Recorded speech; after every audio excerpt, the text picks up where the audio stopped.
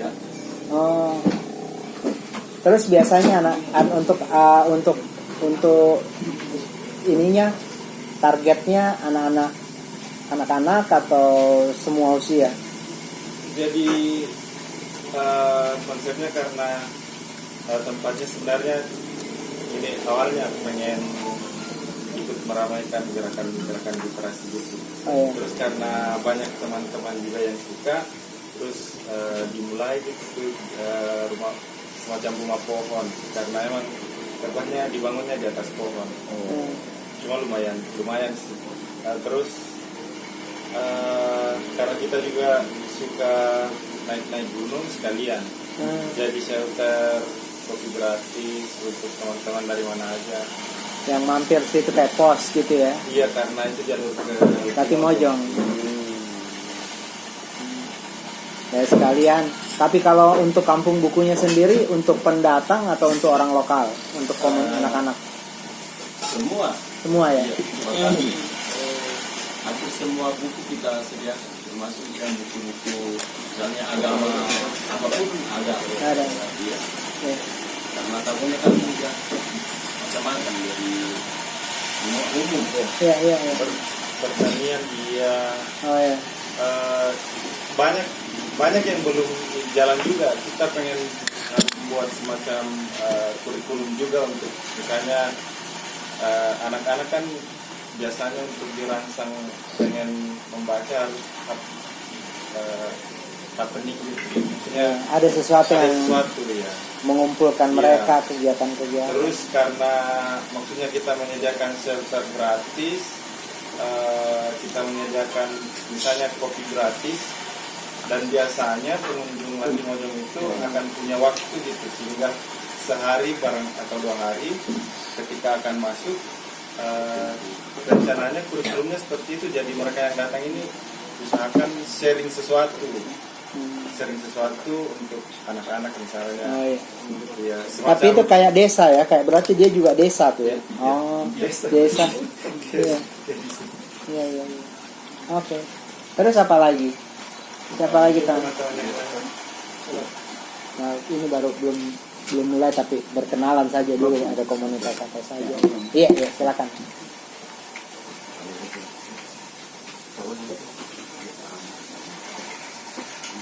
Mungkin ada lagi dari komunitas kelompok lain atau apa yang ayo nggak apa-apa, cerita saja. Soalnya kan saya juga maaf ini waktunya sempit, jadi mau tahu kalau kita mau ngobrol-ngobrol atau merancang sesuatu lebih baik saya dengar di sini ada apa aja dulu kan, daripada biar arahnya tepat gitu. Ya kayak pokoknya ada komunitas pencinta alam yang juga bikin kayak mau membuat gerakan literasi, khususnya mungkin anak-anak muda seumuran dan juga mungkin anak-anak sama bagus banget itu. Kayak kalau Ridwan Mandar pernah dengar ya, yang di Polman Mandar. Saya kebetulan juga ikut, saya mendirikan Rumata di Makassar yang mengadakan Makassar International Writers Festival.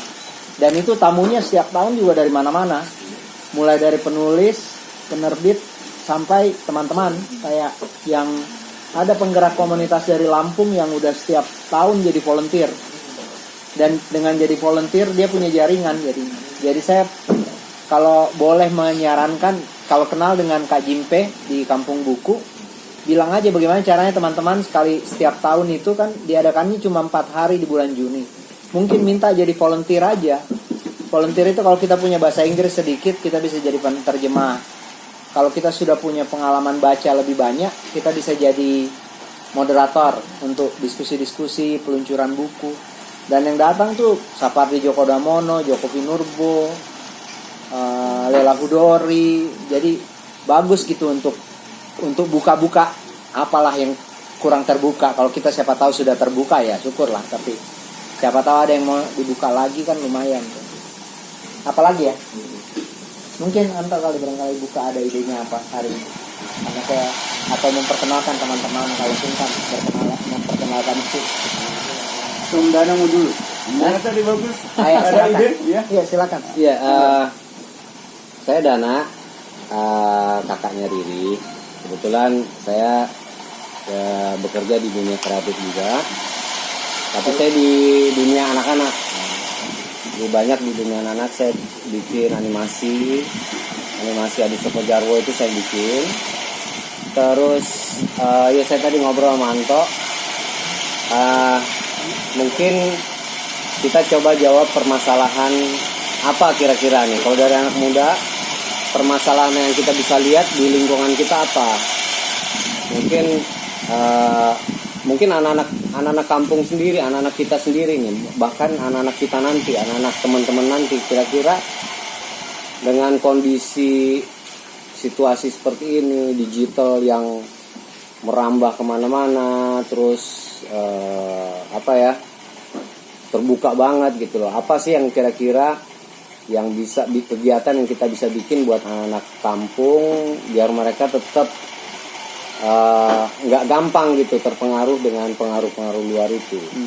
Tapi banyak banget sih pengaruh-pengaruh luar sebenarnya yang udah masuk, kayak makanan-makanan instan, makanan-makanan yang gelas-gelas minuman gelas yang nggak sehat gitu. Itu kan Dan murah sekali harganya. itu kan sebenarnya berbahaya. Nah, kalau ada aja pemikiran ke sana sedikit, apa nih yang kita bisa kasih pemahaman ke mereka, terus dikasih jalannya,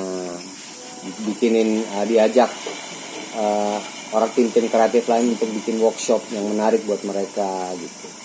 Dan saya rasa itu juga bagus kita bikin kegiatan gitu, karena itu berkesinambungan dengan kegiatan-kegiatan seperti literasi.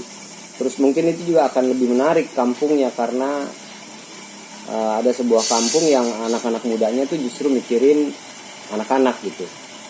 Nah, tentunya anak-anak muda juga dapat dukungan dari orang tua, terus dapat dukungan mungkin dari mana-mana ya, karena itu menarik. Apapun yang kita lakuin buat anak-anak itu sebenarnya menarik. Tapi memang nggak gampang. Tapi mungkin salah satu permasalahan 5-10 tahun ke depan, masalah kita tuh di anak-anak. Saya sih melihatnya begitu. Karena remaja-remaja kita lebih gampang cari solusinya, dan mereka akan tersadar pada saat mereka juga punya anak gitu. Iya.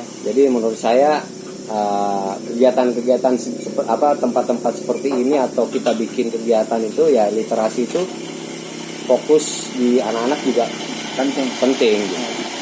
Sebenarnya sih saya mau menambahkan sedikit yang menurutku penting sekali ya. Kadang-kadang kita ini terjebak untuk melakukan aktivitas sosial, komunitas, karena kita pencinta alam, kita pecinta lingkungan, kita pecinta kopi, kita pecinta macam-macam seni. Kalau saya suka film gitu, tapi kadang-kadang kita tidak punya tujuan yang kira-kira, bukan tujuan. Kita sebenarnya kayak punya kendaraan, tapi arahnya kemana tuh yang kita agak susah bingung. Nah, yang tadi Dana katakan menurut saya sangat relevan. Anak-anak itu bukan masalah, justru kesempatan kita. Jadi kalau kita semua nih misalnya kayak peduli pendidikan, kita mau bikin desa kita lebih baik, kehidupan kita supaya bisa kembali ke desa dan menghidupi desa lebih baik. Kita mau hutan kita terjaga, kita mau politisi kita tahun-tahun ke depan lebih bagus, lebih berpendidikan. Kesempatannya cuma sama anak-anak. Karena orang-orang tua kita ini udah susah. Mungkin kita sendiri juga sudah susah. Kita ini sudah mental kita udah lain kan. Maksudnya kita tiba-tiba udah punya keluarga, punya anak, punya tanggung jawab. Yang kesempatan kita satu-satunya untuk memperbaiki apapun. Kalau kita peduli lingkungan, supaya lingkungan kita lebih baik, itu yang dididik untuk cinta lingkungan sebaiknya anak-anak. Bukan orang tua kita. Memang orang tua kita udah susah lah. Mau diganti cara pola belanja mereka supaya tidak pakai kantong plastik agak susah. Mau dibikin supaya tidak buang sampah sembarangan agak sulit, karena mereka sudah hidup di sini bertahun-tahun. Menurut mereka tidak ada krisis gitu ya. Tapi kalau kita mendidik mengajak anak-anak untuk memahami makanan yang sehat, ya mulai dari tidak mengkonsumsi gula terlalu banyak, kenapa gula itu, dan seterusnya begitu. Mengajak mereka lebih sering jalan, bikin komunitas anak-anak masuk hutan misalnya, atau hiking, trekking, camping gitu, sambil menggambar, sambil bikin makanan yang enak tapi sehat. Itu kita punya harapan, karena mereka nantinya yang mentalnya lebih baik. Ya itu sekedar nambahin.